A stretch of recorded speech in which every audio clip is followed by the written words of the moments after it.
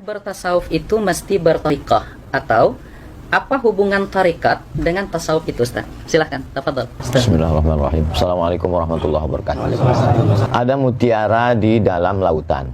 Mutiara itu berada di dalam kerang, terang benderang. Tidak mungkin bisa mengambil mutiara itu kalau tidak naik sampan. Sampannya itu adalah syariat. Lalu kemudian dia mesti berenang. Berenangnya itu adalah tariqat. Lalu kemudian laut, ada lautnya. Lautnya itu adalah hakikat. Lalu setelah dia naik sampan, berenang di laut.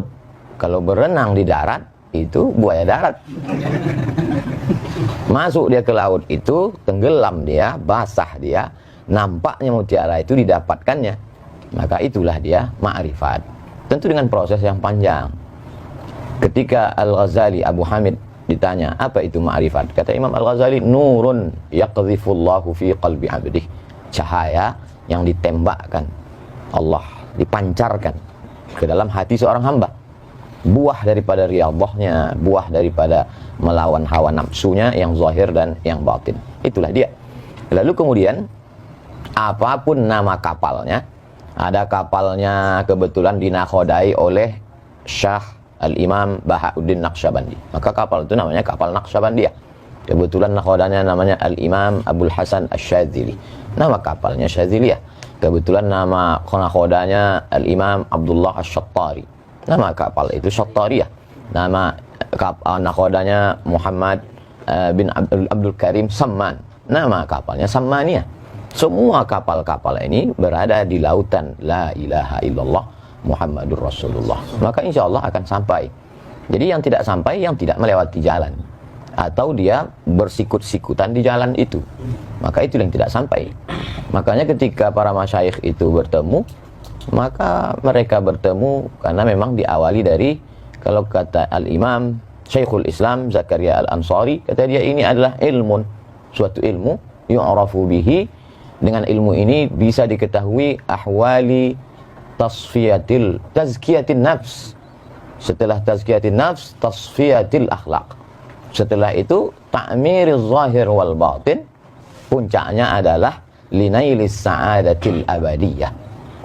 Jadi kalau ada orang mengatakan saya tidak bertarekat, langsung saja kita tanya nama dia. Nama kau siapa? Nama saya, kebetulan dia orang Melayu, Atan misalnya. Berarti dia sudah membuat namanya tarekat Ataniyah. Dia membuat jalan sendiri. Kalau saya tak sanggup, saya membuat jalan. Maka dalam akidah saya ikuti jalan Al-Imam Abdul Hasan Al-Asy'ari. Dalam masalah fiqih saya ikuti jalan Al-Imam Muhammad bin Idris Asy-Syafi'i. Dalam masalah tasfiyatil qalb saya ikuti jalan Al-Imam Bahauddin An-Naqsyabandi. Lebih selamat. Wallahu a'lam. Terima kasih Prof. Abdul Somad atas analogi yang luar biasa tentang tariqah, hakikah dan ma'rifat tadi. Sekarang kita kepada Abuya Dr. Ar-Razi Hashim, masih turunan tentang pertanyaan tadi.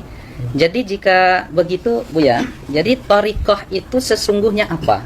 Lalu yang kedua, di dalam tariqah itu ada istilah yang kita dengar, yang jamak kita ketahui, yaitu istilah suluk. Nah, kemudian selanjutnya kita juga mendengar ada bai'at terhadap tariqah tertentu. Nah, ini bagaimana sesungguhnya Buya? Dipersilakan. Izin Syekh Abdul Somad. Betul. Ada kata suluk ya, ada bai'at, tariqah. Tadi sudah sangat gamblang disebutkan tariqah itu jalan. Jadi kalau bahasa saya sederhana, mau jadi dokter tapi nggak kuliah, bisa nggak? Nggak bisa. Nggak bisa. Mau usul kepada Allah tapi tidak bertariqah. Dalam tariqah itu seperti tadi Syekh Abdul Somad mengatakan ada renangnya, ada cara berlayarnya. Cara itu disebut metodologi. Metodologi itu kemudian diturunkan dalam bentuk suluk. Kemarin masih ingat kita waktu duha kemarin baca kitab Tartibus Suluk. Suluk dalam kitab itu bukan suluk dalam pengertian awam. Pengertian awam suluk itu i'tikaf 10 hari, 40 hari. Enggak, semua thariqah punya metodologi tazkiyatun nafs atau tasfiyatul ahwal atau ma'rifatullah. Metodologinya itu kemudian diturunkan dalam sebutan suluk. Maka suluk artinya menempuh jalan. Mansalaka tariqan. Jadi pasangannya pasti tariqan. Nah, di situ ada yaltamisu bihi ilman. Nah, ilmu ini macam-macam. Ada ilmu billah, ada ilmu bi ghairillah. Kita bagi dua aja. Nah, thariqah itu suluk ila thariqillah.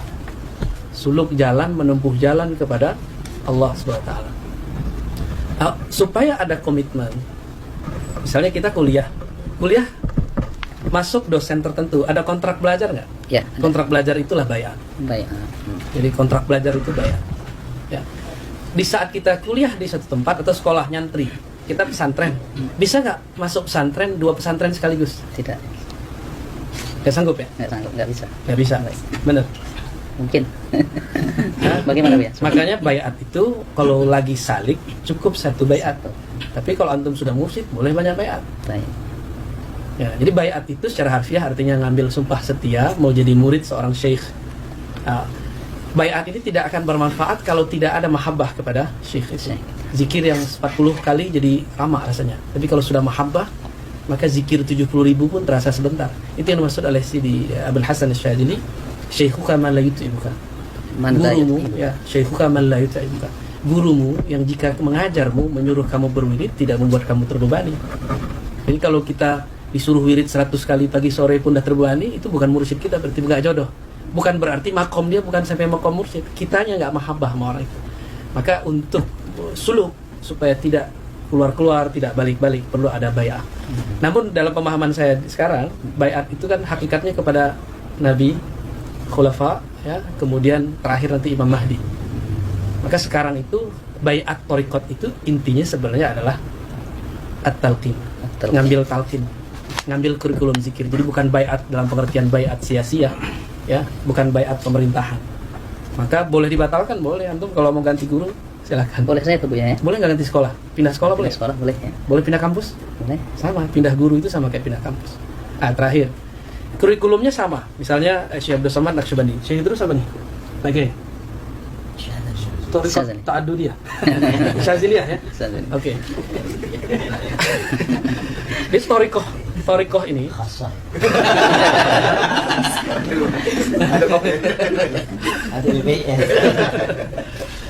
namanya sama. Sekolah itu sama-sama kurikulumnya kurikulum A, B. Yang beda siapa? Gurunya, bukan bangunannya. Maka at-thariqah itu yang aham itu bukan nama thariqatnya, bukan nama manhajnya, tapi man mursyiduhu. Siapa mursyidnya? Nah, itulah inti dari thariqah bayat. Ya. Ya, penjelasan yang luar biasa rekan-rekan sekalian yang dimuliakan oleh Allah. Kita tambah lagi dan semakin kesini semakin menarik. Ya, saya ingin ke Profesor Ustadz Abdul Somad lagi. Jadi jika demikian adanya tentang thariqah, tentang suluk dan lain sebagainya, ini mengapa Ustadz di dalam setiap thariqah itu zikirnya berbeda-beda dan mengapa ditalkinkan? Silakan Ustadz. Saya dengan Al-Mukarram Dr. Zulhendri Rais berjumpa dengan Syekh Muwaffaq Mursyid Syadziliyah yang juga muhaddis karena banyak ijazah hadis, murid dari Syekh Badruddin Al-Hasani. Syekh, kenapa amalan zikir ini, tarekat ini berbeda? Ini kok berbeda? Kata beliau, seorang mursyid Syekh mengambil dari sunnah, dari hadis. Makanya kalau dilihat aurat zikir-zikir mereka itu, kalau dicari nanti di dalam kutubus sunan tetap ketemu. Yang sebagiannya ilham. Tentu zikir kan ada ma'surat, ada ghair ma'sur. Lalu kemudian mana yang menurut dia paling mudah untuk muridnya, atau setelah istikharah dia, atau ilham yang dia peroleh, itulah yang dia susun, dia ajarkan kepada murid-muridnya. Jadi dalam hal ini saya mengutip saja, menukil. Karena saya tidak alim dalam bidang itu, lebih aslam, lebih selamat mengutip. Jadi wirid dalam tarikat ini begini, dalam tarikat ini begini. Ini dalam hal bacaan, dalam hal jumlah dan selainnya. Adapun tentang jalan zikir, dalam hal ini dari pertanyaan-pertanyaan saya ada beberapa perbedaan. Saya tanya kepada Syekh ini tentang jalan zikir. Yang saya maksud jalan zikir itu jalan dia di dalam badan ini waktu berzikir itu. Kata Syekh ini, zikirnya dari Nabi, jalannya itu dari Syekh, dia dapat ilham. Kata Syekh yang satu. Kata Syekh yang satu, enggak, zikirnya dengan jalannya sekalian dari Nabi Sallallahu Alaihi Wasallam. Saya tidak. Yang penting kita biasanya dengan mursyid ini kal mayyit baina man yaghsiluhu, seperti mayat yang dimandikan. Maka tidak terlalu penting tentang itu. karena dia beramal tujuannya adalah dengan ridho itu dia sampai kepada ridho Allah. Jangan beramal untuk meminta sesuatu, tapi beramallah untuk mencari ridho Allah. Karena kalau kau beramal mencari ridho Allah, Allah akan berikan kepada engkau segala sesuatu. Nah, itu yang membuat mereka tidak terlalu mempermasalahkan itu. Saya pun mungkin ketika menanyakan itu mungkin sudah su'ul adab dengan Syekh. Ini apakah zikirnya dengan jalannya, atau zikirnya dari Nabi, jalannya dari Syekh? Apa tadi pertanyaan kedua? Saking banyaknya pertanyaan. Kemudian kenapa ditalkinkan? Kenapa mesti ditalkinkan? Kalau ada orang mempermasalahkan, Abdul Somad sudah talqin tarekat, maka dia sudah bid'ah. Kalau begitu, Anda juga melakukan bid'ah, karena baca Quran itu dengan talqin. Laqana yulaqqinu. Mulaqqin, si syekh, kita mulaqqan. Laqinu mautakum, talqinkanlah orang yang mau mati, la ilaha illallah. Guru mentalqinkan, la ilaha illallah, kata mulut dia. Jalannya begini, kata dia. Maka talqin itu metode pendidikan dalam Islam. Bagaimana kita tahu membaca alif lam mim? Itu kan dari talqin. Kalau dari PDF, alama. Alam nasrah dengan alif lam mim sama tulisannya. Syekh Muhammad Mutawalli Sya'rawi pertama tahfiz Quran kan gitu, dikomplainnya gurunya. Tunjukkannya. Ini alif lam mim. Kenapa di sini bacanya alam? Kenapa di sini alif lam mim? Itu tahu lewat talqin. Belajar hadis pun melalui talqin. Jadi kalau ada orang mempermasalahkan talqin dalam zikir, maka bermasalahlah semua ilmu kita ini. Jadi talaqi, musyafahah itu adalah nama lain dari talqin. Hadis, akidah, kita ini rata-rata kita bertalqin ke guru kita. Maka siapa yang tak bertalqin berarti dia dapat dari mana? Dari buku. Tahammul wal ada, level yang paling rendah adalah wijadah. Wijadah ketemu. Ketemu di mana? Ketemu di buku, walaupun itu diakui. Tapi dia tetap mesti bersambung. Dalam hal zikir, dia tidak sekedar ilmu, tapi di sana ada mauhibah, di sana ada barokah, di sana ada faid, limpahan. Limpahan-limpahan dari tuan-tuan guru, itulah yang kita harapkan. Maka dengan duduk ini mudah-mudahan kita semua mendapatkan limpahan faidul barakah dari Kiai Idrus Ramli, dari Buya Ar-Razi Hashim. Tapi yang paling banyak mengharapkan ini pasti barokah dari Kiai Idrus Ramli. Termasuk Buya Ar-Razi pun ingin mendapatkan. Wallahu a'lam. Terima kasih Prof. Abdul Somad ya yang sudah menjelaskan dengan begitu gamblang ya tentang sebegitu indahnya. Jadi apa yang disampaikan oleh Ustaz Abdul Somad dengan Buya Ar-Razi Hashim dengan Kiai Idrus Ramli tadi, sesungguhnya apa yang kita tanyakan dengan seluruh jawaban mereka tadi menampakkan keindahan pilar ketiga di dalam ajaran agama kita itu, yaitu tentang ihsan. Nah, kalau begitu Kiai, saya ingin ke Kiai Idrus Ramli lagi. Mengapa ada stigma miring terhadap tasawuf, atau banyak yang menyesatkan tasawuf ini Kiai, dan bahkan dengan tegas mereka katakan sufi itu zindik, kemudian sufi ini adalah orang-orang yang tidak terikat dengan Al-Quran dan Sunnah, dan mereka adalah ahlul bid'ah. Ini mengapa ada stigma dan kesan seperti itu Kiai? Silahkan Kiai. Ya, terima kasih ya. Stigma sebagian orang bahwa tasawuf itu sesat itu kebanyakan karena mereka tidak tahu. Jadi kata Imam Ghazali dalam kitab Yahya, sering beliau sampaikan, an-nasu a'da'u ma jahilu. Manusia biasanya memusuhi apa yang mereka tidak tahu. Coba mereka tahu, tidak akan begitu. Seperti misalnya juga, seperti sebagian orang-orang ya, orang-orang yang tidak suka tasawuf, bilang bahwa ajaran-ajaran tasawuf itu bertentangan dengan Al-Quran dan Sunnah. Padahal orang sufi itu paling rajin baca Quran. Paling rajin baca. Syaratnya sufi harus rajin baca Quran, rajin zikir, rajin sholat. Itu kan dari Al-Quran Sunnah semua. Kemudian juga masalah bertentangan dengan Sunnah. Dan ilmu tasawuf seperti disampaikan oleh Imam Junaid Al-Baghdadi. Ahlus Sunnah ini imam mazhabnya dalam tasawuf Junaid bin Muhammad Al-Baghdadi. Imam Junaid Al-Baghdadi mengatakan ilmuna hadza muqayyadun bil kitab was sunnah. Ilmu kita ini diukur, dipagari, dibatasi, diatur dengan Al-Qur'an dan Sunnah. Bahkan ya kata dari artinya apa? Seorang ulama sufi, seorang mursyid itu harus ahli tafsir, harus ahli hadis. Kalau tidak ahli tafsir, tidak ahli hadis, maka gak bisa menjadi teladan dalam ilmu tasawuf. Itu kata Imam Al-Junaid Al-Baghdadi. Dan para ulama sufi ini dasar-dasarnya kembali pada Al-Quran, pada Alkitab dan Sunnah, lebih dari itu.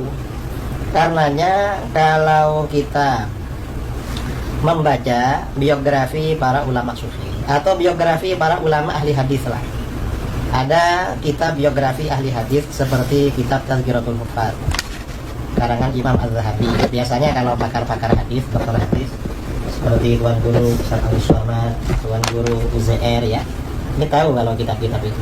Atau ini dokternya hadis Pak, bukan? Hadas. Akidah. Dokternya di akidah. Ya Bu ya. Akidah ya? Di akidah. Saya kira ahli hadis ya. Hadisnya di Darus Sunnah ya. Bukan Hadrat Akbar. Yang berjumpa.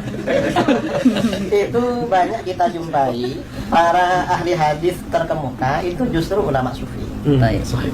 Banyak para hufat ya. Jadi level tertinggi dalam ilmu hadis itu biasanya kan yang mendapat gelar hafiz, hufat lah. Yang level tertinggi kalau di sekolah mungkin S3, dokternya itu hafid itu. Nah, itu yang sufi itu banyak sekali. Ada misalnya kita kalau baca kitab sering Rawahu Abu Nu'aim. Abu Nu'aim ini orangnya sufi dan beliau menulis biografi para ulama sufi dengan metode ahli hadis yang berjudul kitab Hilyatul Auliya. Hilyatul Auliya. Kitab Hilyah ini bisa dikatakan kitab tasawuf, bisa dikatakan kitab hadis.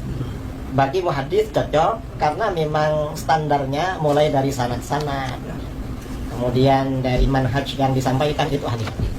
Dikatakan kitab tasawuf cocok juga karena dari awal memang pembelaan terhadap ajaran tasawuf. Jadi kitab Hilyatul Auliya. Atau misalnya siapa lagi ya yang ahli hadis seperti Ibnul Arabi, itu juga ahli hadis tapi sufi ahli hadis. Dan masih banyak yang muhaddis yang sufi, yang perawi kitab Sahih Muslim. Sahih Muslim ini sanadnya sampai kepada kita itu melalui ruwat yang sufi. Sufi. Gak ada yang selain sufi. Kalau ilmu tasawuf dibatalkan, Habis semua itu. periwayatan kita terhadap kutubus sittah ini Habis semua putus. itu. Betul. Karena ulama sufi memang yang mengemban itu. Kemudian lagi ya, ada yang mengatakan bahwa di kalangan tasawuf itu ada kelompok zindik. Yang zindik itu mungkin itu yang disebut dengan dakhil, oknum. Jadi dia sebenarnya bukan betul-betul sufi, tetapi tasawuf dijadikan kedok untuk menyebarkan kezindikannya.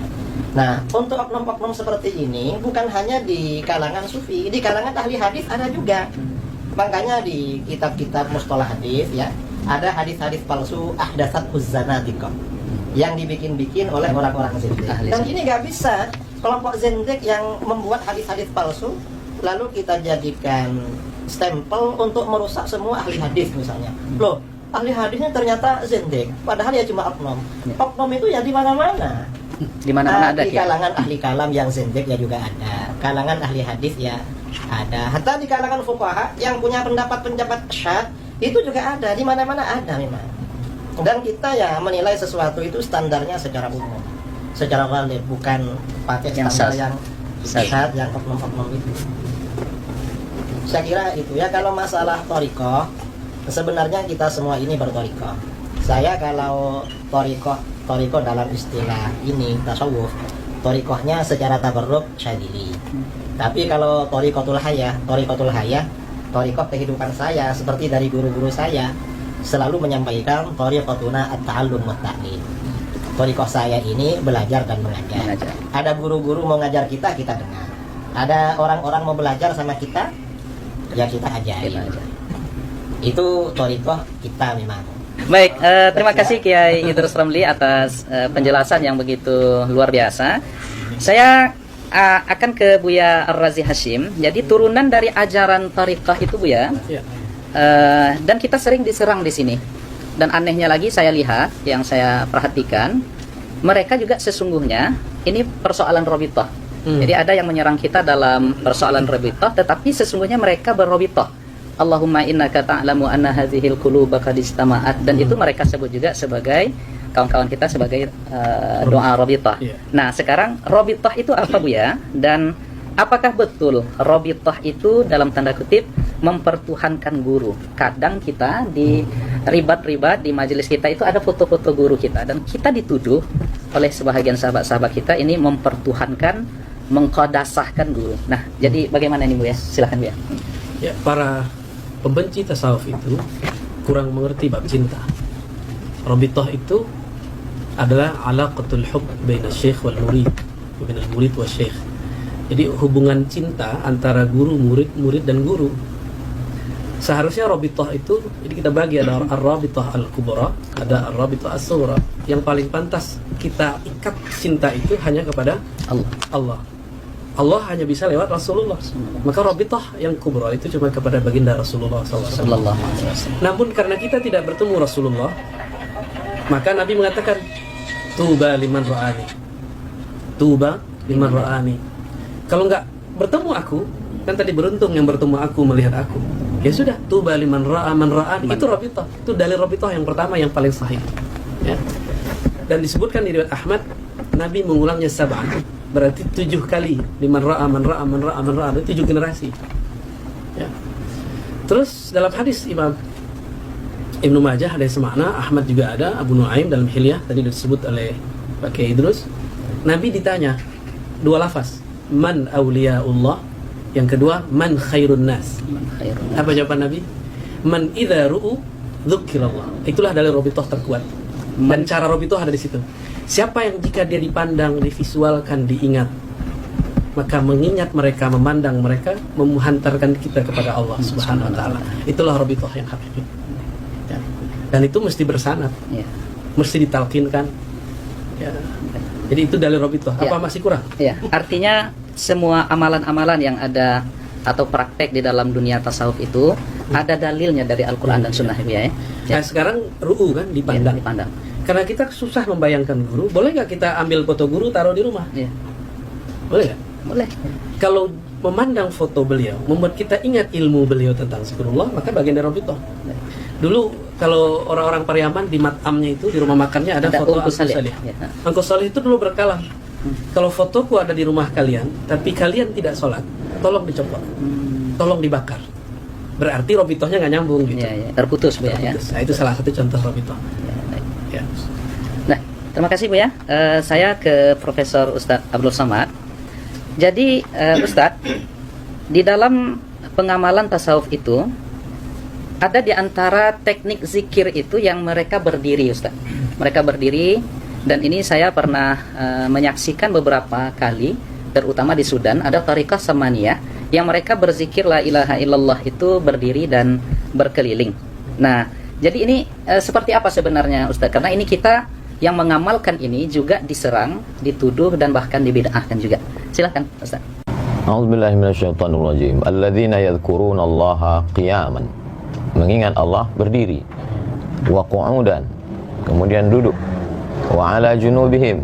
Kemudian berbaring. Karena memang posisi manusia, siapapun dia, dimanapun dia, tak keluar dari 3 itu. Berdiri, duduk, dan berbaring. Semuanya yadhkurullah. Mereka mengingat Allah Subhanahu wa taala. Mulutnya menyebut, hatinya mengingat, dan akal serta seluruh tubuhnya mengagungkan yang disebut itu, Allah Subhanahu wa taala. Jadi ada juga orang mulutnya menyebut, tapi perbuatannya seperti tidak mengagungkan Allah Subhanahu wa taala. Adapun ketika dia bergoyang tubuhnya, maka ada, kalau kita menikmati sesuatu, ada ekspresi. Kalau kita ini diberikan minuman, andai ada minumannya, maka minumannya sama, ekspresinya berbeda. Misalnya Ustadzul Hendri ekspresinya matanya misal Ustadz Abdul Somad misalnya Masya Allah. Kiai Idrus tentu dia punya khas kan? Buya Ar-Razi, itu ekspresi itu tidak dibuat-buat. Kalau dibuat-buat namanya tasannu, dibuat-buat. Jadi Al-Imam Al-Qushairi dalam Ar-Risalah Al-Qushairiyah, dalam pembahasan tentang as-sama', ketika mereka mendengarkan lantunan syair zikir, lalu kemudian terjadi ekspresi di tengah orang yang mendengar dan mengikuti itu, atau hadrah. Kalau ekspresinya itu murni karena zauq dia, karena Allah, maka berarti itu memang pemberian Allah, hibah. Tapi kalau dia ternyata sengaja tasonno, membuat-buat supaya dikagumi orang, supaya disangka sudah wusul, padahal dia belum apa-apa, maka dia sudah kadzib, dusta, bohong. Jadi kalau kita kenal orangnya, kenal saya Ustadz Zulhendri misalnya, saya tahu pendidikannya, saya tahu keilmuannya, saya tahu amalnya, terjadi sesuatu pada dirinya, saya tidak akan tuhmah, saya tidak akan menuduh beliau sudah melakukan tasonnu, membuat-buat. Tapi kalau ada yang jahil, kita sudah tahu, itu kekeliruan adalah ketika menghukum generalisir, diambil sampelnya si jahil tadi, itu secara ilmiah tidak benar. Kita mau meneliti Masjid Ar-Rahman. Apakah masjid ini cukup standar menurut standar Kota Pekanbaru dan Riau? Lalu ketika kita sholat Jumat di sana, pulang, sendal kita hilang. Lalu yang kita ungkap di seminar adalah sendal hilang itu. Itu kita tidak adil. La yajrimannakum syana'anu qaumin ala alla ta'dilu. Jangan karena kebencian kepada pengurusnya, mungkin jadwal khutbah pernah dicoret, lalu membuat kita tidak bersikap adil dan mengambil sampel yang salah itu. Bukankah Goldziher menolak hadis? Dia katakan itu hanya produk abad kedua, hanya karena dia melihat beberapa kekeliruan kecil yang diluruskan oleh Syekh Muhammad Mustafa A'zami. Berarti salah. Jadi kalau ada orang menilai tasawuf salah dari kasuistik tadi, maka sesungguhnya metodologi yang dia pakai sama dengan metodologi Goldziher. Jadi keliru. Jadi dalam hal tentang dia menggoyangkan kepala atau menetes air matanya adalah ekspresi terhadap zauk, cita rasa. Untuk merasakan kopi saja kadang perlu puluhan tahun. Untuk merasakan nikmatnya makanan, pakaian perlu. Bagaimana dengan rasa? Tentu itu melalui proses riyadhah yang panjang. Makanya ketika orang mau mengikut zikir, selalu saya tanya, Ustadz saya mau talqin zikir, kau tinggal di mana? Saya di Rokan Hulu. Oh, pergilah ke Pondok Darussalam. Di sana ada Buya Alaidin yang secara tariqat mu'tabar dan beliau alim Azhari. Oh, saya dari Pelelawan, ada di sana Buya Somad, anak beliau, adik kelas saya Ustadz Zul, imam di Masjid Agung, dan dia alim, faqih. Jadi kita arahkan kekeliruan, kesalahan adalah ketika orang yang baru tobat 2 hari ikut berzikir, diangkat menjadi khalifah, mursyid, lalu itu merusak tasawuf. Karena maka kalau banyak orang bertasawuf, bahkan dosen tasawuf, tapi tidak bertasawuf. Sama seperti di Mesir dulu zaman kami ada namanya Dr. Ala. Dr. Ala itu komentator bola, S3 bola, tapi tak pernah main bola. Itu jadi ketemu ada orang yang beramal tasawuf tapi tidak berilmu. Ada orang berilmu secara teori tapi tak bertasawuf. Beda dengan Mesir.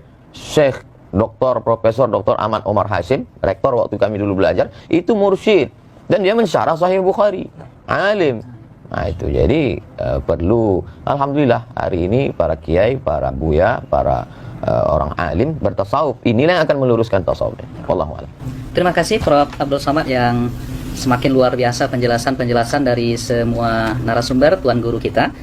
Jadi saya tertarik kembali menanyakan ini langsung ke Buya Ar-Razi Hashim. Apa yang disampaikan oleh Ustadz Abdul Somad tadi, kenyataannya di tengah masyarakat kita lihat Buya, ada yang bergabung ke thariqah, masuk ke majelis tawajuh itu setelah itu dia ingin kebal peluru, kebal senjata tajam, yatiru fis sama wa yamshi 'alal ma. Terbang di atas awan, berjalan di atas air. Nah, jadi apa bedanya karena kita sering dituduh ini terus nih Bu ya. Bahwa orang yang gabung itu tuh pengen dapat ini. Nah, jadi apa sesungguhnya beda tasawuf itu dengan kebatinan? Iya, iya. Al-Imam Abu Hamid Al-Ghazali pun nulis kitab tentang Fadaih Al-Batiniyah. Fadaih Al-Batiniyah. Batiniyah ini cabang dari Syiah Ismailiyah yang terputus, yang kemudian berkembang lama di Mesir juga ya. Dan justru mereka yang bikin Al-Azhar tempat untuk kuliah itu. Kemudian oleh Salahuddin Al-Ayyubi, murid Syekh Abdul Qadir Al-Jilani, itu di tajdid, direvisinya. Apakah tasawuf itu membuat orang sakti? Itu kali pertanyaannya. Enggak, tasawuf itu mendekat kepada yang maha sakti. Apakah tasawuf bikin kebal? Bukan, tasawuf itu biar antum kebal neraka nanti. Ketika ada hadis Bismillahirrahmanirrahim la yadurru ma'asmihi syai'un fil ardi wala fis sama', ya. Itu hadis kan dipakai kan untuk silat, debus. Itu boleh. Minta burhan namanya, minta bukti. Ya Allah, kalau memang betul doa ini tembus ke badan, maka tidak ada lagi mudarat langit dan bumi. Tapi jangan sering-sering. Maka lakukan sesekali aja kayak Nabi Ibrahim. Lihat tumainna qalbi. Boleh sesekali. Itu mau diajarin. Belum makamnya, Bu ya. Bukan orang SMA aja bisa, masuk Bisa ya? dokter bisa. Ya, berarti kurang yakin kalau anak SMA ya. Belum berani. Ini Baik. kurang berani, kurang sujaah. Itu biar kayak Idrus nanti. Jadi at-tasawuf itu at-taqarrub ilallah, yang maha sakti, mendekatkan diri kepada yang maha sakti, bukan menjadi sakti. Karena iblis itu sakti, tapi nggak dekat kepada Allah. Ini nggak ada urusan kita Ya, mau nggak ada yatiru alal hawa. Kalau itu hawa, burung setiap hari terbang. Ya. Apakah dia sakti? Ya. Apakah dia jadi sufi? Tidak juga ya. Ya, yang jalan di atas air emang ada. Itu kungfu aja tuh. Kungfu Baik. hustle. Ya. Jadi beda antara tasawuf dengan kebatinan. Beda, ya, Bu ya. beda. Baik. Nah, lalu saya ingin ke Kiai Idrus. Dari itu Kiai, kita juga sering dituduh dan dikatakan bahwa tasawuf dan orang-orang tariqah itu, atau mungkin tasawuf itu berasal dari ajaran Syiah. Dan ini ya beredar di media sosial, di ceramah-ceramah beberapa ustadz. Nah, ini bagaimana nih, Kiai? Silakan. Memang ada kelompok-kelompok yang sering menuduh kita seperti tasawuf katanya dari Syiah, lalu maulid juga awalnya dari Syiah. Yaitu ya hanya tuduhan saja. Dan Syiah juga suka mengklaim. Syiah juga mengklaim bahwa semua disiplin keilmuan dalam Islam yang mengawali dulu Syiah. Usul fikih katanya pertama kali dari Imam Ja'far Shadiq. Terus tafsir ya juga begitu. Semuanya dari Syiah. Nggak ada sama sekali selain Syiah.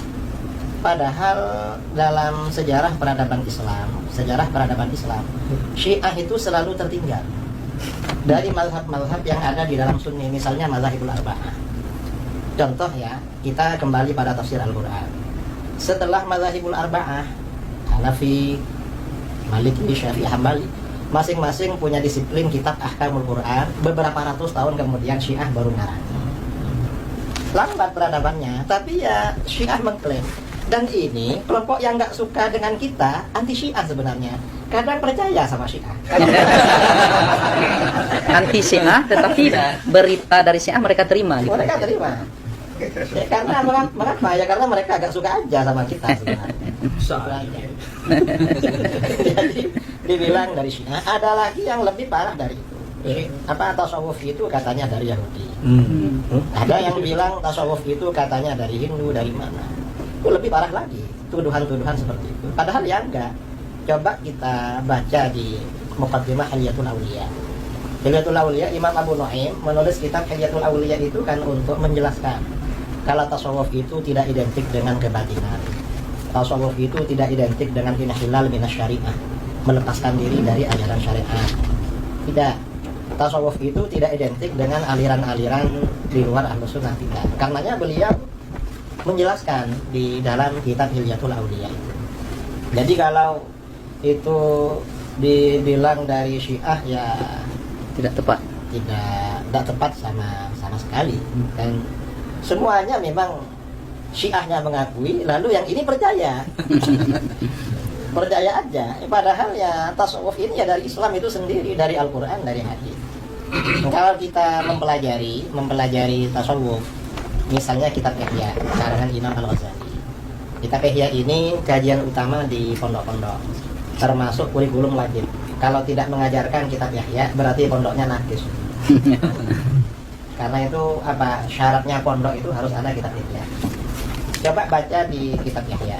Hampir semua bab di kitab Ihya itu dalilnya qala Allah Ta'ala. Lalu setelah itu wa amal ahadits. Setelah itu amal athar. Enggak ada pernyataan misalnya qala Syiah. Enggak ada begitu. Atau qala al-Batiniyah. Qala al-Hunud, orang Hindu. Enggak ada begitu. Semuanya Al-Qur'an hadis. Kalau kita pelajari itu di kitab Ihya itu sangat lengkap. Tidak perlu membuka syarah. Di Ihya lengkap sekali. Semua persoalan dalilnya Al-Quran, Sunnah. hadis, asar ulama salaf. Ada semua. Saya dari tadi disuruh jawab tuduhan-tuduhan terus.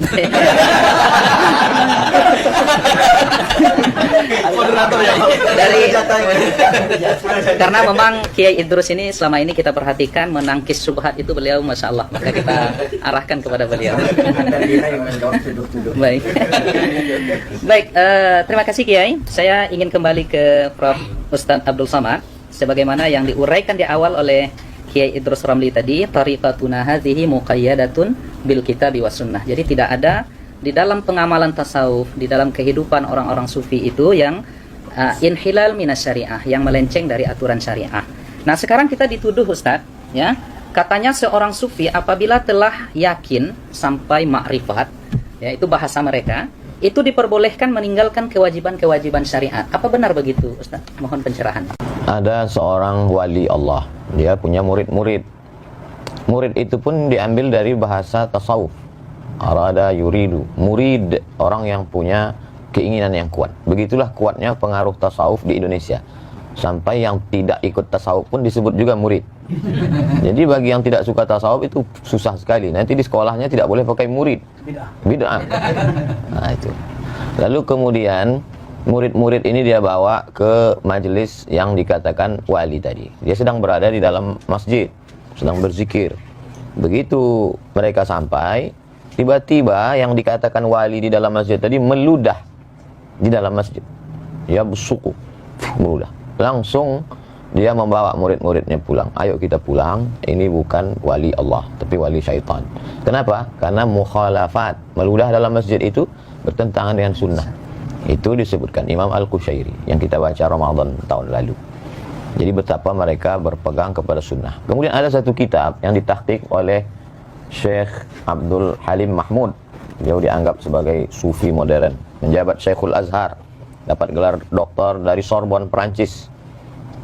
Dosen pembimbingnya Louis Massignon, Louis Massignon tulisannya. Dalam kitab itu dia bercerita tentang ungkapan-ungkapan mereka. Idza ra'aitar rajul, kalau kau lihat ada orang yatiru fil hawa, terbang di atas awan, yamshi 'alal ma, berjalan di atas air, la taghtar, jangan tertipu, tapi pandanglah bagaimana istiqomahnya dia dengan syariat. Lalu kemudian kalau engkau masuk ke dalam hutan, sampai di dalam hutan itu tiba-tiba burung-burung yang di atas pokok kayu itu mengucapkan salam, assalamu alayka ya Abdus Somad. Maka pandanglah hatimu. Kalau dalam hatimu ada rasa bangga, oh akulah wali Allah, berarti kau sedang tertipu, maghrur. Tapi lihatlah, kalau dalam hatimu ada rasa khasyah, khauf, takut kepada Allah, berarti itu memang datang. Jadi fenomenanya boleh sama, tapi efeknya terhadap diri. Jadi dia lebih banyak melihat dirinya, lebih banyak melihat ke dalam. Tuba liman syaghalahu aibuhu an uyubin nas. Lalu kemudian bagaimana seseorang itu berpegang kepada ikatannya. Ikatannya itu adalah Al-Quran dan Sunnah. Kenapa mereka itu sanad terjaga sampai hari ini? Karena mereka mengikat dirinya dengan Quran, Sunnah, dan orang yang mengamalkan Quran dan Sunnah itu. Orang-orang tasawuf ta'zimnya ke guru luar biasa. Saya perhatikan mereka sebelum majelis. Kalau kita kan baca Fatihah li jamil mu'minin wal mu'minat muslimin wal muslimat al ahya'i minhum wal amwat min masyariqil ardi ila magharibiha. Selesai satu Fatihah. Kalau saya tengok mursyid-mursyid itu, untuk syekh ini satu Fatihah, untuk syekh ini. Maka mereka ingat nama silsilah itu. Kenapa mereka mudah mengingat sanad itu? Karena dikiriminya Fatihah satu-satu. Karena dia ingat susunannya, urutannya, dan mereka itulah yang menjaga sanad itu. Itu salah satu bukti mereka berpegang dengan Quran dan Sunnah, dan juga orang-orang yang mengamalkan Quran dan Sunnah itu. Wallahu a'lam bishawab. Terima kasih Prof. Buas yang sudah menguraikan kepada kita dengan uraian yang juga sungguh luar biasa. Kemudian saya ingin langsung ke Buya Ar-Razi dulu, ya, karena kita lihat kajian-kajian Buya Ar-Razi ini banyak mengokohkan pilar yang ketiga ini tentang tasawuf, tentang kerohanian. Jadi sesungguhnya Buya, jika ada tiga pilar ini, apakah seorang muslim itu wajib bertasawuf? Mau jawab langsung, Pak? Jawab muter-muter. Langsung Buya. Muter dulu dikit nggak apa-apa. Kalau al-Islam melahirkan ilmu fikih, fikih ini kemudian melahirkan banyak mazhab yang kemudian Allah seleksi jadi 4. Tanpa bermazhab, tanpa berfikih, kita tidak tahu sholat kita sah atau batal. Lalu Imam Ghazali ditanya, apa perbedaannya antara fikih dengan tasawuf? Kalau fikih ma'rifatus sihhah, nggak tahu yang sahih ataupun yang batil, sedangkan tasawuf ma'rifatul qabul war rad. Jadi terima tidak diterima itu para sufi sudah ada indikatornya, Ya. bisa dicek dan itu jelas ilmiah. Mengetahui sholat saya diterima oleh Allah atau tidak. Jadi kalau ahli fikih bilang hanya Allah yang tahu sholat terima, berarti dia belum belajar tasawuf. Kalau dia sudah belajar kitab Ihyalumuddin yang tadi disebut Kiai Idrus, itu mereka akan mengerti bahwa sholat saya pasti diterima nih, atau tidak diterima. Namun diterima pun dia tetap istighfar. Kenapa? Sebagus-bagus sholat kita tidak akan pernah sama dengan sholat Nabi. Sallu kama ra'aitumuni Usalli. ya, maka Nabi kasih kalam yang indah, itu tashilan lana wa rukhsatan lana. Kama ra'aitumuni. Nabi nggak mengatakan sallu kama usolli. Itu kan gawat kalau begitu. Bisa-bisa nggak sholat kita. Tapi kama ra'aitumuni, sebagaimana engkau memandang, melihat. Mandang Nabi nggak? Tidak langsung. Maka kita mandang orang yang punya sanad kepada Nabi. Bersanad kepada Nabi secara zahir, itulah mazhab fikih. Lalu Nabi mengajarkan, kalau engkau sholat, bacalah wajah tuh. Itulah qalbu. Ketika takbir, kecilkan dirimu. Itulah ajaran ruhani Nabi. Maka kalau kita bersolat, cuma belajar rukun 13, tapi tidak belajar rukun khusyuk, antum sampai mati juga nggak khusyuk.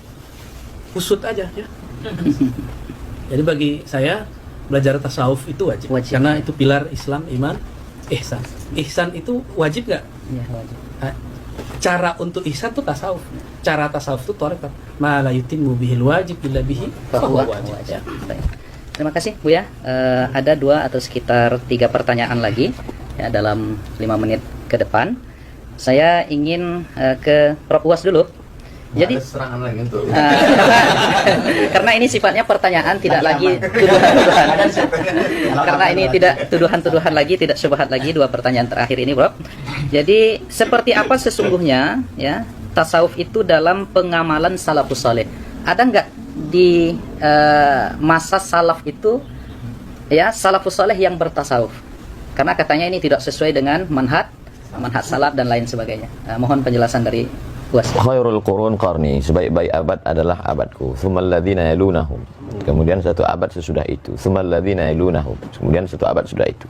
3 abad inilah yang disebut dengan salaf. Jadi kalau ada orang mengaku guru kami dari kalangan salaf, ada di masjid kata dia. Jadi kita pun terkejut-kejut. Kok bisa guru kau tuh hidup sampai sekarang?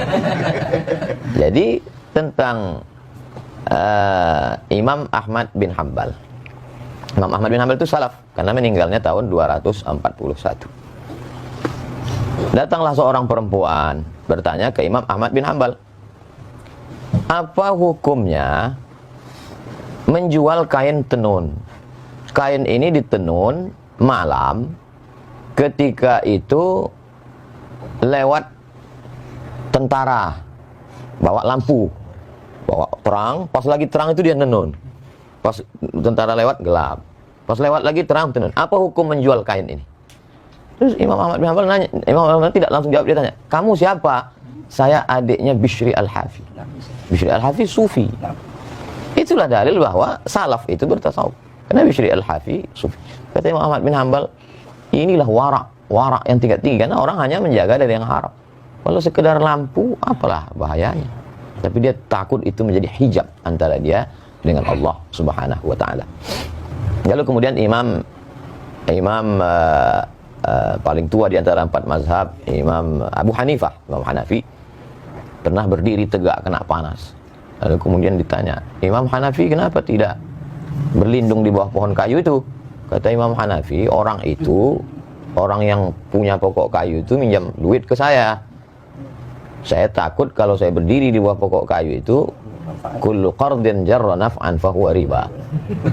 Jadi sampai sehalus itu warak mereka, zuhud mereka. Jadi itulah yang dikumpulkan oleh para ulama, di antaranya dalam Al-Luma' At-Tusi, kemudian dalam Ar-Risalah Al-Qushairiyah, dalam kitab-kitab tasawuf. Kemudian barulah mengkristal susunan yang paling indah kalau dalam mustalah hadis Muqaddimah Ibn Salah, Ramah Hurmuzi sebelum itu, baru cantiknya itu pada Ihya Ulumuddin Imam Abu Hamid Al-Ghazali 505. Jadi kalau orang mengatakan mana salaf itu bertasawuf, ya kumpulkanlah.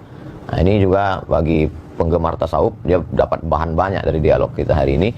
Bisa kumpulkan salaf bertasawuf, dalil-dalilnya bagaimana mereka wara, zuhud, bagaimana mereka takut kepada Allah dan lain sebagainya. Imam Ahmad bin Hambal ketika beliau amat sangat wara. Jadi sifat-sifat tasawuf itu ada pada diri mereka walaupun mereka tidak menyebut dirinya sufi. Kebalikan dari yang sekarang mengaku sufi tapi sesungguhnya sifat tasawuf jauh. Mudah-mudahan kita termasuk orang-orang yang mengamalkan sifat-sifat tasawuf itu dan kita dijaga Allah SWT.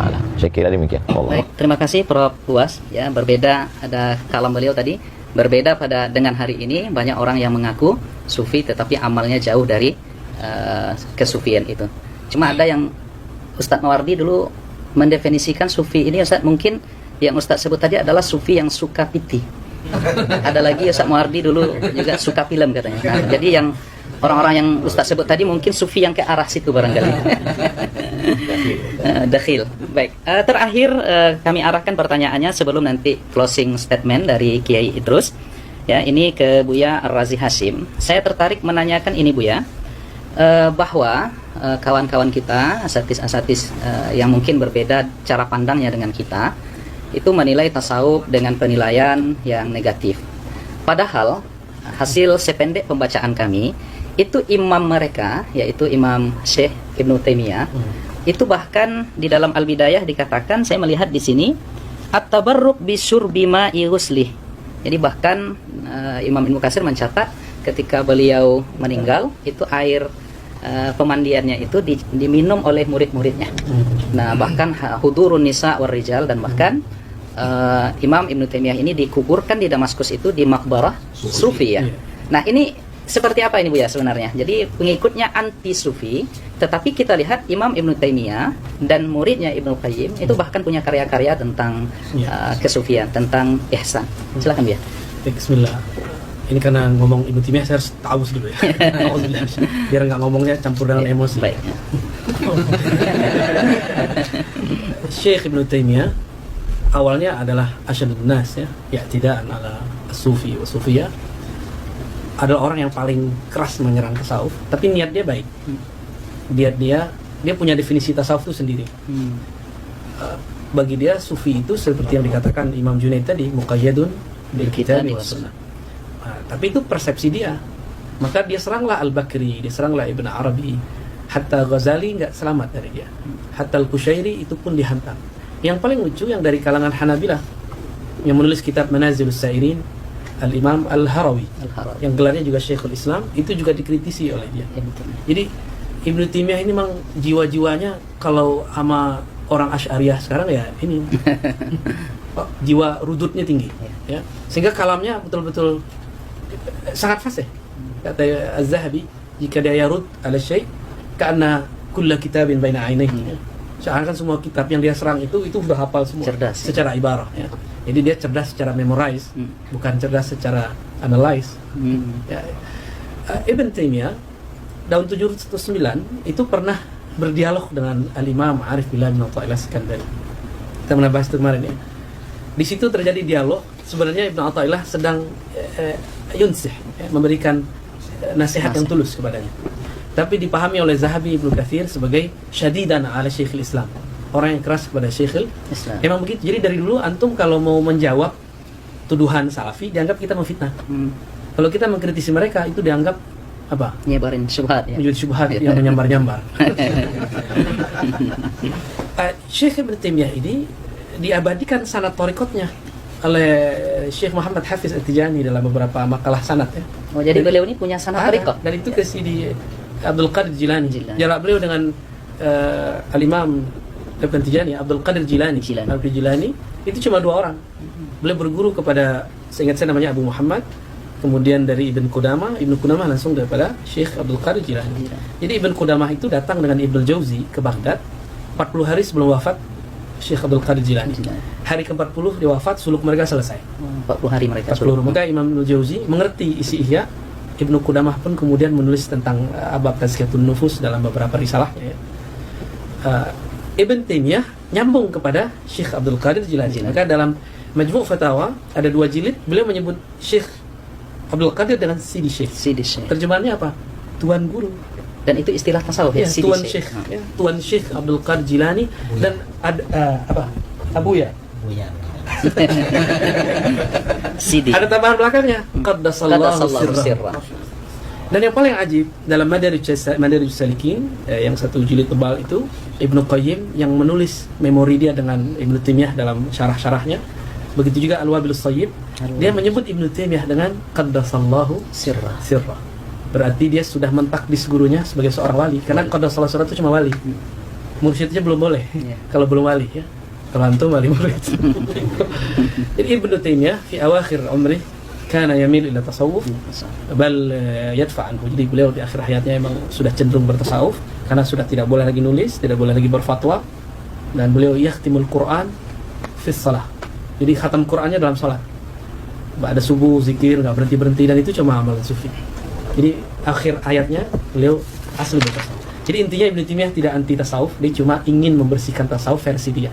Lalu mengapa murid-muridnya sampai hari ini pengikut metodologi beliau itu anti dan sangat keras itu ya? Kira-kira apa itu latar belakangnya kira-kira? Li'annahum ma indahum isnad ya. Karena mereka enggak punya sanad. Kalau orang enggak punya sanad fikrah, sanad ijazah, sanad tarbiyah. Mereka enggak punya sanad tarbiyah. Sanad ijazahnya enggak punya kan? Sanad tarbiyah ini paling mahal.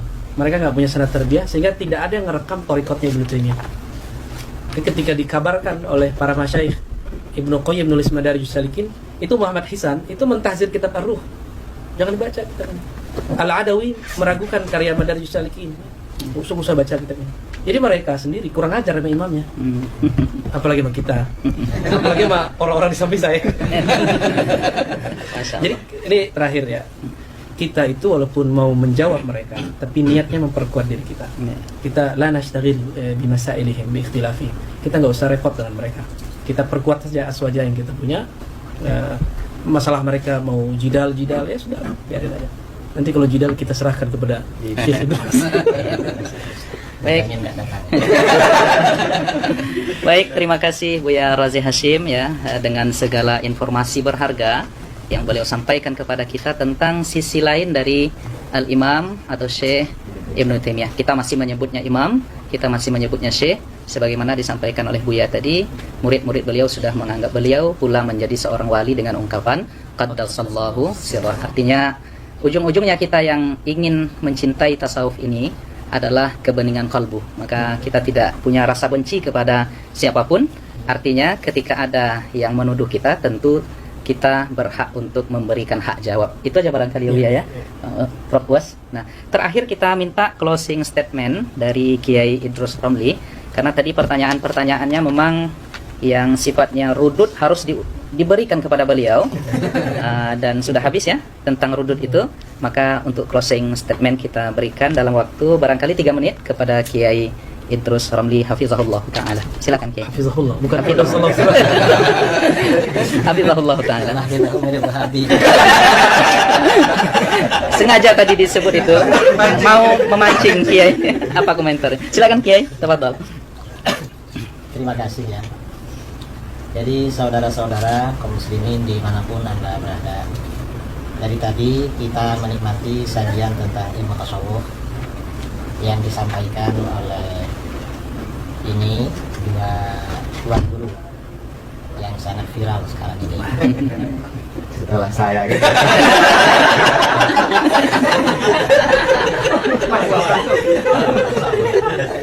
Ada ujungnya. Tuan Guru luas, kemudian juga di samping saya Buya Dr. Al-Razi Hashim, dan beliau semuanya dokter. Saya gurunya dokter. Saya ini kawannya. Dokter pilih ijazah. Habis saja. Bahwa ajaran tasawuf itu adalah ajaran Islam yang murni dan sumbernya dari Al-Quran, hadis, serta pengamalan generasi salaf sejak para sahabat dan generasi berikutnya. Itu ajaran tasawuf. Dan tasawuf ini merupakan satu di antara 3 pilar dalam Islam yang tidak dapat terpisahkan. Kalau di dalam hadis yang terkenal dengan hadis Jibril, ada iman, ada Islam, ada ihsan. Iman ini kemudian di dalam agama kita ini diterangkan oleh para ulama dalam ilmu akidah, ilmu tauhid, kemudian Islam, kemudian menjelma menjadi ilmu fikih, dan ihsan menjelma menjadi ilmu tasawuf atau ilmu akhlak. Kalau tasawuf ini tidak ada, berarti terdapat kekurangan dalam diri seorang muslim, karena salah satu pilarnya tidak lengkap. Ini masalah tasawuf. Dan tasawuf ini bukan teori, tetapi lebih pada pengamalan. Karenanya para ulama ketika mendefinisikan tasawuf, definisinya beda-beda. Karena yang mereka definisikan itu sesuai dengan ahwal atau apa yang dicapai, yang dirasakan oleh masing-masing. Karena memang tasawuf itu lebih pada pengamalan daripada teori. Karena itu kaum muslimin ya dimanapun berada, ya tidak perlu meragukan terhadap keabsahan ilmu tasawuf. Dan tersebarnya Islam di negara kita adalah karena jeripayah para ulama sufi. Para ulama sufi lah yang menyebarkan Islam di wilayah Nusantara. Sehingga kita, mayoritas bangsa kita, mungkin 90% bangsa kita muslim, itu semua atas jasa-jasa para ulama sufi. Kita bersyukur kepada Allah Subhanahu wa Ta'ala, cinta kepada para ulama sufi. Kalau Al-Fakir sendiri, Al-Fakir yang bukan sufi, bukan sufi dalam arti yang diterangkan dalam ilmu tasawuf. Kalau seperti kita ini mungkin muhibbin, kita ini menjadi penggemar, ya, menjadi penggemar, pecinta kaum sufi, itu sudah bagus sekali. Kalau kita ini menjadi sufi betulan seperti para ulama sufi yang dulu-dulu, mungkin ya bukan makomnya. Kita ini hanya makom pencinta sufi. Saya kira seperti itu. Dan saudara-saudara gak perlu ragu-ragu dengan kebenaran tasawuf. Kalau ada orang-orang yang tidak suka dengan tasawuf, menuduh-nuduh atau bilang sesat, bilang apa, itu gak perlu didengar. Karena mereka yang jelas mereka tidak masuk dalam dunia tasawuf dan bukan orang-orang sufi. Saya kira itu dari saya, mungkin mewakili dari 3 narasumber, 2 saya dan 2 kawan ini ya, termasuk mewakili diri sendiri. Idrus dilawan. Saya kira itu dari saya. Kurang lebihnya mohon maaf. Assalamualaikum warahmatullahi Waalaikumsalam warahmatullahi wabarakatuh. Masya Allah, rekan-rekan sekalian, para asatis, para hadirin hadirat yang dimuliakan oleh Allah, keterangan-keterangan, penjelasan dan uraian yang disampaikan oleh ketiga pendekar aswaja ini luar biasa. Saya tidak akan menyimpulkan apapun yang mereka sampaikan, tetapi sebagai penutup dari moderator, saya teringat dan diingatkan oleh beberapa kawan tadi. Dulu ada 3 orang Asy'ariyah sezaman. Yang pertama namanya adalah Al-Imam Ibnul Baqillani. Itu gelarnya digelari pada masa itu dengan Bahrun Mawrik, ya. Beliau ini ibarat lautan yang menenggelamkan. Kemudian ada Al-Imam Abu Bakar Ibnu Fawrak, ya. Ini gelar beliau adalah Sallun Mitraq, ya. Pedang pemukul besi. Jadi luar biasa hujah-hujah beliau sezaman dengan Imam Ibnul Baqillani. Dan ada lagi disebut oleh Imam Nawawi, beliau ini adalah Al-Ustadz Abu Ishaq Al-Isfirayini. Nah, ini gelar beliau adalah Narun Tuhrik, ya, api pembakar. Nah, sekarang agaknya kita boleh memberikan gelar kepada ketiga asatidz kita di sini, ya, rekan-rekan yang setuju, ya. Yang pertama kepada Buya Ar-Razi Hashim kita gelari dengan Barqun Lami', ya. Barqun Lami', kilat yang menyilaukan. Kemudian kilat yang menyilaukan, insyaallah dengan ilmu dan ruhani beliau. Kemudian kepada Yai Idrus, karena beliau biasanya garang, ya, untuk merudut segala, ya, mengkonter segala pemahaman-pemahaman yang keliru, kita gelari sebagai Asadun Qami', yaitu singa pemberangus. Karena beliau punya syaja'ah, ya.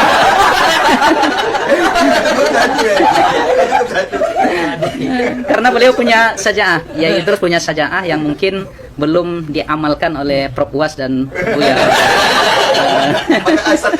Maka cocok kita sebut sebagai asadun qami'. Kemudian terakhir kepada UAS kita berikan gelar Saifun Qati', pedang tajam. Luar biasa ya anekdot para alim ulama kita ini yang ya sesungguhnya bercanda tetapi ada hikmah-hikmah yang luar biasa dari jawaban-jawaban mereka. Kita bermohon kepada Allah Subhanahu wa taala, semoga Allah kumpulkan kita dengan Sayyiduna Muhammad sallallahu alaihi wasallam di surganya dan diberikan nikmatnya pandangan kepada Allah Subhanahu wa taala kelak di surga, kita mendapatkan ridha darinya. Dan tentunya kita yang berkumpul di sini dan siapapun yang melihat video ini mudah-mudahan diberikan kasih sayang oleh Allah Subhanahu wa taala, dan kita ungkapkan ya kepada mereka dan kepada yang hadir semuanya bahwa kita mencintai mereka karena Allah Subhanahu wa taala. Demikian acara kita, diskusi kita pada pagi ini yang mengumpulkan 3 pendekar aswaja, yang mudah-mudahan ini memberikan pemahaman yang baik kepada seluruh yang mendengarkan. Dan banyak maaf dari kami yang membawa acara ini. Kita tutup dengan doa kafaratul majelis. Subhanallah wa bihamdika asyhadu an la ilaha illa anta astaghfiruka wa atubu ilaik. Wa barakallahu fikum. Semoga Allah jaga kita semuanya. Wassalamualaikum warahmatullahi taala wabarakatuh.